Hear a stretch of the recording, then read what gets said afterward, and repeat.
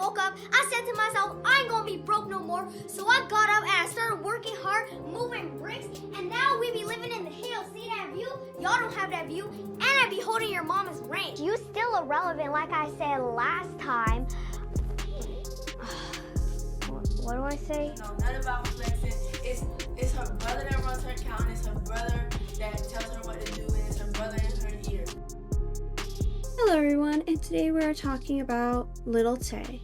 You may or may not have heard of her. She was very popular around 2016-2017, a 9-year-old flexer. She was known as the youngest flexer of the century. But recently, there was news that she had passed away. This was what was posted on Lil Tay's Instagram.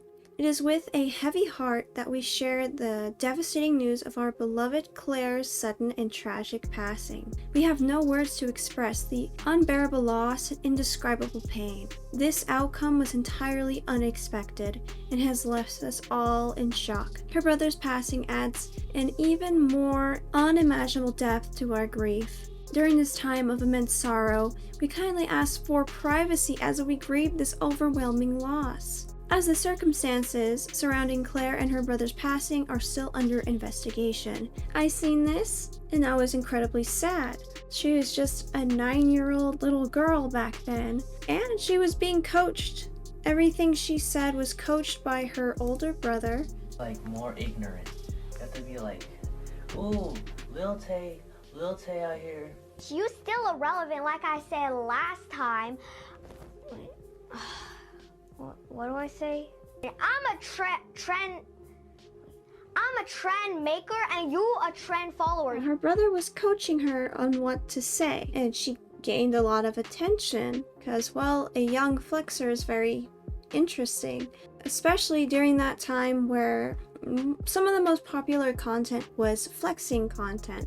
In 2017, a 9-year-old girl quickly went viral for being the youngest flexer of the century, as she was recorded holding cash, jumping out of luxury cars, and walking around expensive apartments. I work hard, so if y'all work hard, y'all can accomplish your dreams just like I did. This girl was known as Lil Tay, and she rapidly became an internet sensation. Her first big breakthrough was when a YouTuber known as Rice Gum talked about her in a video, but she later appeared with other large YouTubers such as Jake Paul and Vicky. Now, this was around the time I really started getting into YouTube, so Lil Tay was a big part of my introduction to the internet, in commentary specifically. Tay, this is not Lil Tay. Let me tell you, Lil Tay is a little girl, a 10-year-old girl who plays ballet. You know what I'm saying? She don't know nothing about no rappers. She don't know nothing about flexing. It's her brother that runs her account, and it's her brother that tells her what to do, and it's her brother in her ear. While these types of YouTubers were questionable, these weren't the only suspicious people that surrounded Lil Tay at the time. There have been rumors that her mother also played a role in this character that we've seen online. She is a well-mannered and a great kid. But that's not what comes across on the internet. While Lil Tay portrayed this image of being a wealthy and full of attitude girl, to this day we aren't entirely sure of what type of person she really is. What we do know, however, is that she was a child, coached into saying really awful things, being extremely vulgar, and becoming a source of mockery and hatred by thousands, if not millions, of viewers online. I do remember a lot of people did not like Lil Tay, even though she was just a 9-year-old girl. Hey, is this Lil Tay, and I'm the youngest flexer of the century. I know y'all are Rice Gum fans, but just stop reporting my videos. If you actually think Rice Gum is beefing with a 9-year-old, then you just might want to think about that for a second. After her rise to fame, Lil Tay's family received backlash for sharing videos of her doing things that would be considered very unhealthy for a child to do. Lil Tay eventually disappeared from the internet entirely, with many videos being removed from YouTube. Now, I believe that Lil Tay was put in a lot of situations that were dangerous for her, all in the name of fame and money for her family, namely her brother and likely her mother. One of Lil Tay's biggest moments with Vicky was when she was present for a scuffle that broke out between Vicky and Danielle Bergoli, the Catch Me Outside girl. Yeah, it was that scuffle that really made me realize this isn't really her. This is more obvious a character, and this was just a scared little girl in this situation. She didn't know what to do. I remember this when it happened. I felt really sorry for her. Now I'm positive something more sketchy is going on. I feel like I have to take this all with like a pinch of salt because I'm gonna be real here. This family has been known for lying. But what happened? Well, it seems like someone in the Lil Tay camp lied, which is good news because that means they're alive. Now that they've pulled that card though, it's going to be very hard for them to find someone who likes them, but brace yourselves though, because this story is about to get absolutely insane. And oh boy, do we have a massive rabbit hole to go down together. So first, let's go through the timeline of events. Starting off the whole thing, the Lil Tay Instagram account drops the post announcing their passing. So at first, no matter what, it seemed like some sort of tragedy happened. Then we had the Ishan goal messages from my last video that said, I've tried calling her brother and they didn't pick up. This has me stressed. I don't know who else would have access to this account outside of Tay and her brother. All I know is Tay was about to win the legal battle and get rights and access to everything again, and this happens. Something's very off. About a week ago, Jason, the brother, confirmed to me that he was confident they would win the legal battle against their father and get full rights over all the accounts and money. Then this happens, has me really sketched out. Oh yeah, I forgot to mention that after everything really blew up, Lil Tay's father took full custody. So she was no longer in her brother and mother's custody, which is why she went completely dark on social media. Her father didn't want her to have anything to do with it, apparently, but she did not want to be with her father.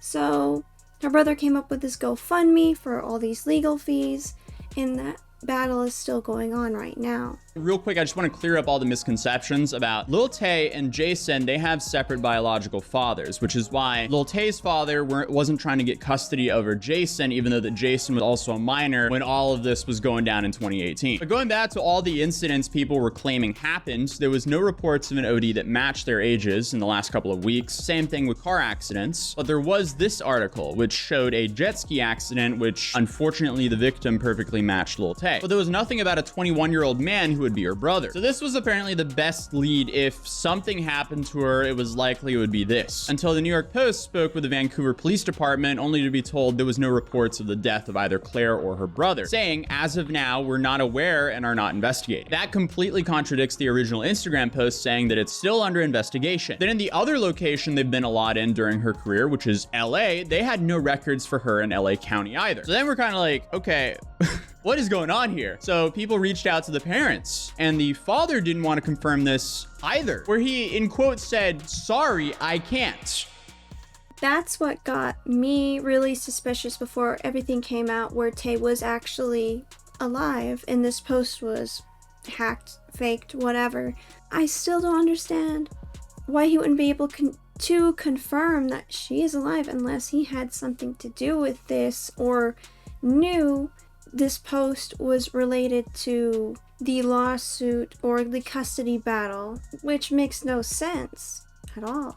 This is very weird, but we'll get back to that because I've also received some information to why he would maybe not want to comment on this. But if you've seen my previous videos on Lil Tay, you would know that I keep tabs on a guy named Swaggerman because whoever runs that account has been seen with Lil Tay a lot during her short career. And he posted a story that said, don't believe everything you read. Then out of nowhere, you had an Instagram account springing up called Termani. That account posted this message saying, to be clear, I'm not dead. I don't have access anymore to the Lil Tay Instagram account anymore. My sister and I were winning our case. It was just a couple of days before we got it all back, all her social media, and come out about the truth. Me and Tay are not dead. We don't got access to the account. Our parents want us gone off the internet, but we will not go away. This is our new account for now. They're spreading misinformation. We're not dead. They're the only ones that got access to the account. Do not believe it. Our parents took everything. All that we ask is to share this post to your story and follow this account. More updates in a couple hours. Both accounts are fake from what I could tell. And then you have like 80 other clone Instagram accounts all claiming that they're Lil Tay or Lil Tay's brother. So it's a massive mess. So to find anything, we're gonna need to go to the people that we know that Tay has interacted with in the past. The first being Harry Sang. B&O News reached out to him where he can't confirm anything either. From what I can tell, this guy's kind of a LARP and his reputation becomes even more questionable when you see what happens next. Because one of the more shocking plot twists to the story is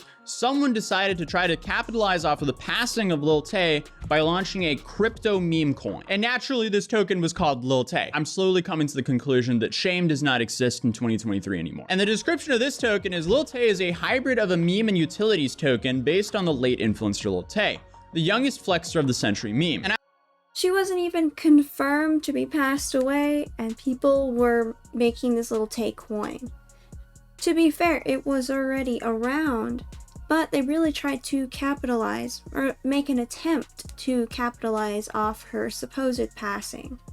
At first, I thought this was just gonna be some like anonymous scumbag trying to capitalize and make a quick buck off of the passing of a 14-year-old girl. But I mean, hey, to my surprise, you saw that TikTok video. His username was The Hairy Voice, and if you went to thehairyvoice.com, it redirected you to this crypto project. So there's definitely something going on there, and this guy definitely has some questions to answer. It would be enough to basically kill the coin. The momentum it would have had and damaged the reputation of Lil Tay / her brothers, since, as you correctly pointed out, they were about to win the lawsuit. This win is now in danger because they want to argue that this publicity stunt was initiated from her to boost the meme coin and that she simply got caught.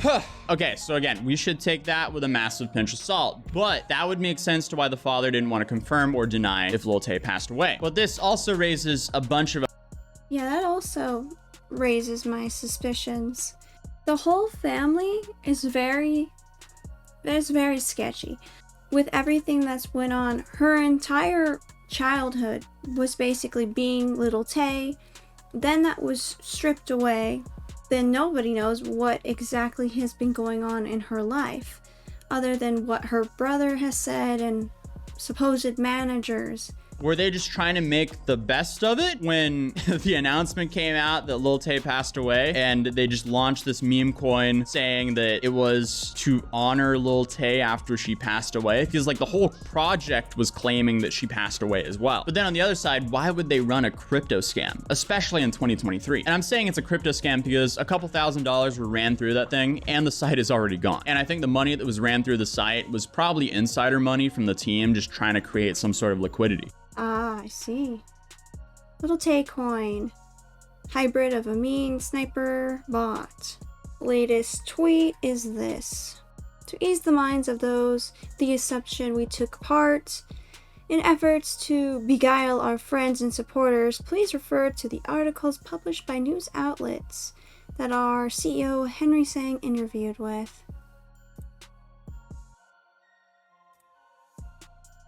It was very sketchy. Lil Tay token.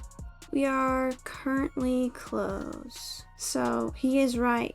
The site is down. But why would they run a crypto scam? Well, Lil Tay is in a little bit of a catch-22. They don't make money, but her entire gimmick is she's rich and finna get richer. So she essentially just relies on flexing items for content. If they win this lawsuit and they're allowed to start posting to this account again, they would need money to make Lil Tay content. Either that, or they would need to use other people's stuff like they've previously been doing. Or they're using this to like really stir up the pot, make Lil Tay relevant again, and then they're going to capitalize off of this new attention somehow. I do believe that is probably what it is. More of a publicity stunt than anything else. You look up Lil Tay and there is apparently a statement. Address the custody battle following the statement. I found it on here. Right here is the statement from McLean Law. Tay's primary residence being with her mother. And entitlement to relocation outside of Vancouver. So basically, they've won, from what I understand. Her mother now has custody, which means her and her brother can be Lil Tay again, it sounds like. Maybe they'll finally explain where all this money went for their GoFundMe that was Save Tay from a Life of Abuse. Basically, this story is still not finished. It's ongoing, and since her disappearance and even a little bit before, her family has been very suspicious. Having a 9-year-old flex money is kind of strange. I'll say that. Just like family vlog channels aren't very good because the children cannot consent to be filmed because they are too young. Now that they have won custody of her again, that likely means Lil Tay is going to make a comeback, and somebody in the family did that post where it said she had passed away. Likely for this comeback to start up attention, because the best way to get people talking about Lil Tay is that she passed away. She hasn't been on the internet. What else would get people talking? And I believe that's incredibly messed up to do. A lot of people were very upset for good reason. But that is the end of the video. Please let me know what you think down in the comments below. And as always, I'd like to thank my channel members. You supporting the channel means a lot to me. Thank you all for watching, and I'll see y'all next time.